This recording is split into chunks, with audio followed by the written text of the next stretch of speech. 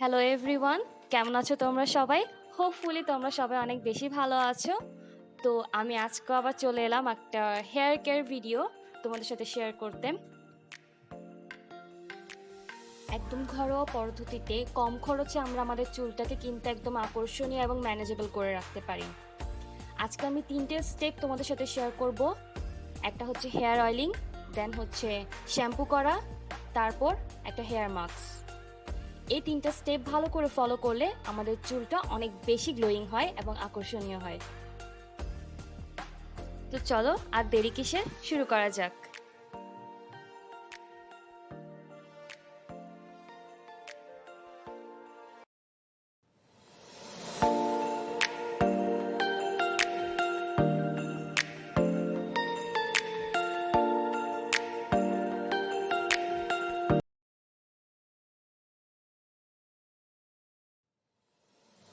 এই তেলটা সম্পূর্ণ প্রাকৃতিক উপাদান দিয়ে বানানো। এটা আমি আমার ঘরে বানিয়ে থাকি।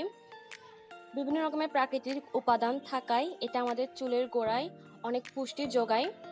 তোমরা চাইলে এই তেলটা পারচেজ করতে পারো আমার পেজ থেকে, লিংক আমি ডিসক্রিপশন বক্সে দিয়ে দিব। এই তেলটা আমি একটু সামান্য গরম করে নিচ্ছি। আমি একটা তাওয়ার উপর তেলটা রেখে একদম লো ফ্লেমে এটাকে একটু গরম করে নিলাম। এখন আমি আমার চুলগুলোকে ভালো করে আঁচড়ে আঙ্গুলের নরম অংশটা দিয়ে স্কাল্পে মাসাজ করতে করতে লাগিয়ে নিচ্ছি তেলটা। এতে করে প্রতিটি চুল সমান পুষ্টি পাবে। এটা আমার চ্যানেলের মোস্ট রিকোয়েস্টেড একটা ভিডিও ছিল যে আমি আমার চুলটাকে কিভাবে টেক কেয়ার করে থাকি। তো যারা এটা চেয়েছিলে তাদের জন্য এই ভিডিওটা।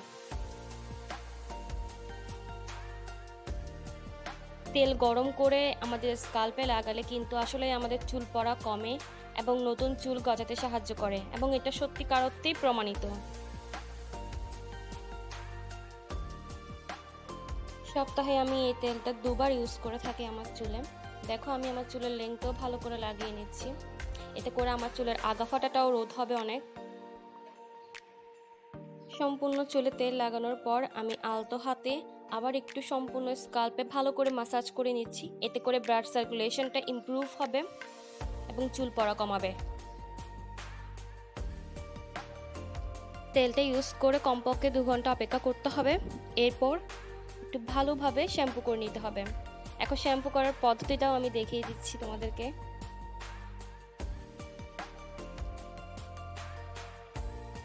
তো আমি এখানে সামান্য পানি গরম করে 1.5 চামচের মতো চা পাতা দিয়ে এটাকে হালকা করে ফুটিয়ে নিচ্ছি। চা পাতা আমাদের চুলটাকে সফট এবং সিল্কি করতে বিশেষ করে সাহায্য করে। এটা নামিয়ে ভালো করে ঠান্ডা করে এখানে আমি রেগুলার শ্যাম্পু ইউজ করে নিচ্ছি। কোনো শ্যাম্পুর নাম মেনশন করছি না, তোমরা যে শ্যাম্পুটা ইউজ করতে পারো, কোনো সমস্যা নেই। এখন চুলে এটা ভালো করে অ্যাপ্লাই করে নিব।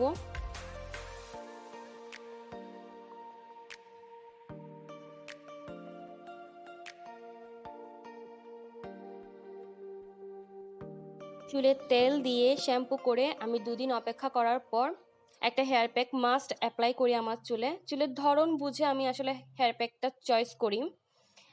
তো আমি আজকে একটা প্রোটিন হেয়ার প্যাক ইউজ করব, তার জন্য আমি একটা ডিমকে প্রাধান্য দিয়েছি। এখানে আমি ডিম সাথে হালকা একটু লেবু নিয়েছি, কারণ ডিম দিলে চুলের থেকে একটু হালকা গন্ধ লাগে, তাই লেবু ইউজ করলে সে গন্ধটা কেটে যাবে। এখানে আমি লেবু আর হালকা একটু মধু দিয়ে এই হেয়ার প্যাকটা রেডি করব আজকে। আমাদের চুল কিন্তু 70% ক্যারোটিন এবং প্রোটিন দিয়ে তৈরি, তাই আমাদের ড্যামেজ চুলটাকে রিপেয়ার করতে ডিম অনেক বেশি সাহায্য করে। যখনই চুলটা ড্রাই মনে হবে তোমরা এই হেয়ার প্যাকটাকে প্রাধান্য দিতে পারবে।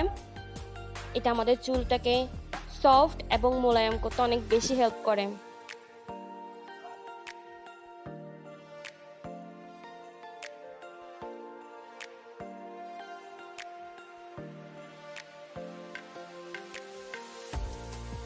উপকরণগুলোকে আমি ভালোভাবে মিশিয়ে নিচ্ছি।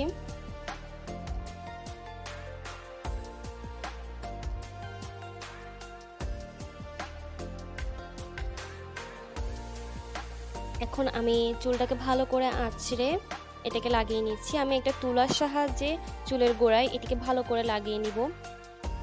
সবসময় যে হেয়ার প্যাকটা ইউজ করতে হবে এমন কোনো কথা নেই। চুলের ধরন বুঝে, কোন সমস্যাটা তুমি দেখতে পাচ্ছ তোমার চুলে, সেই বুঝে হেয়ার প্যাক নির্বাচন করবে। ড্রাই চুলের জন্য আসলে এই হেয়ার প্যাকটা অনেক ভালো, ইউজ করে দেখতে পারো, ভালো লাগবে তোমাদের। 30 মিনিট হেয়ার প্যাকটি রাখার পর আমি সেম একই পদ্ধতিতে চুলে আবার শ্যাম্পু করে নিব।